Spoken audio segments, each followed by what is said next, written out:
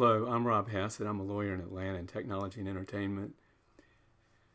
And what I'm going to talk about today are the top 5 ways that I see that entrepreneurs, business owners, and even large companies fail to adequately protect and own the rights they need to own in their marks, which sometimes we refer to as, and for the purposes of this, I'm including trademarks, service marks, brands, logos, and business trade names.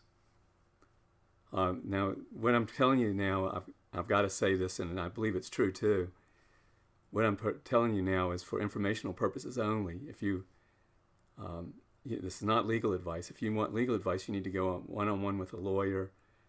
Law changes from state to state, from time to time, and there are also exceptions to what I'm telling you that are known that I can't possibly mention all the exceptions that could apply in a 5-minute video. And if I mentioned all the exceptions that apply, you wouldn't want to watch it anyway. But anyway, the 5 top ways that people don't gain the rights they need in their marks is, first of all, they pick a mark that's either generic or descriptive. Cars for a used car dealership is a generic mark, which is just saying what it is that what your business is, which you can never own rights in. You can never own rights in a generic mark. But if you're watching this, you're probably somewhat trademark savvy anyway, and you probably wouldn't do that. What you're more likely to do is pick a mark that's descriptive, like great cars for a used car dealership. And a descriptive mark, unless you pour a lot of money in it, like a new movie, you can't gain any rights in it for generally 1 to 5 years. It takes 1 to 5 years to gain rights, and in the meantime, people can start using the mark, the same mark as yours, gain benefit from your advertising, your PR, your goodwill, and they can keep using it even after they can continue to use it. They start before you gain rights in it, even after you gain rights in it, which defeats the whole purpose of having a brand. The second way the second problem that comes up is that people pick a mark that's already being used, or that somebody already has priority over them. And let me explain what I mean. You can gain rights in a mark 2 different ways. You can gain rights by using it in commerce for the area you use it in, before anyone else uses it in commerce in your area, or applies to register it in the United States Patent and Trademark Office. Secondly, you can apply to register the mark in the U.S. Patent and Trademark Office, and that gives you rights throughout the United States if you're successful. So here's where it becomes a problem, maybe more than you initially think.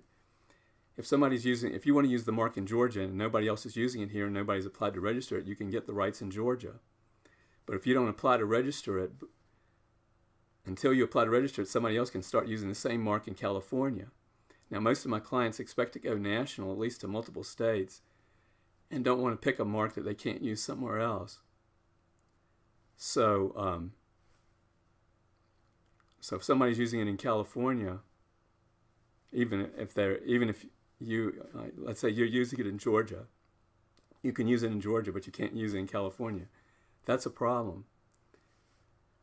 Now, here's another issue that comes up with that view, that thought.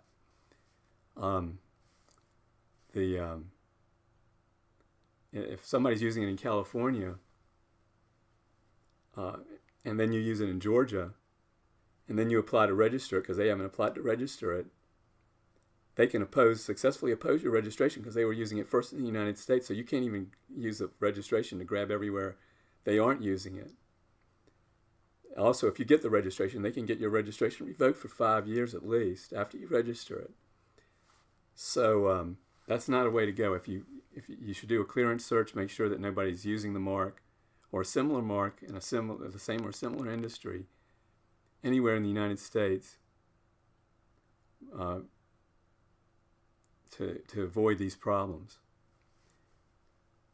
The third way, and this I've kind of alluded to already, the third problem is that people don't apply to register their marks. You should always do that as soon as you can, because until you apply to register it, somebody else could start using the mark in another state where you're not using it, and when you go to that state, that you may be prohibited from using it there. So, and the fourth way is you stop using the mark after it's registered. Now, if it's a word mark, you're probably not going to stop using it unless you really don't want to use it. So that's probably not going to really be a problem. But what if you register a mark, and sometimes we do this for good strategic reasons.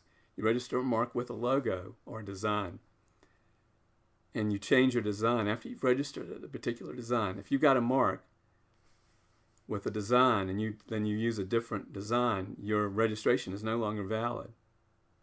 So any state you're not already using your mark in is fair game. And the fifth way that these rights are lost is that you fail to renew your registration. You've got to renew 5 years after you get registered, 10 years after, and every 10 years after that.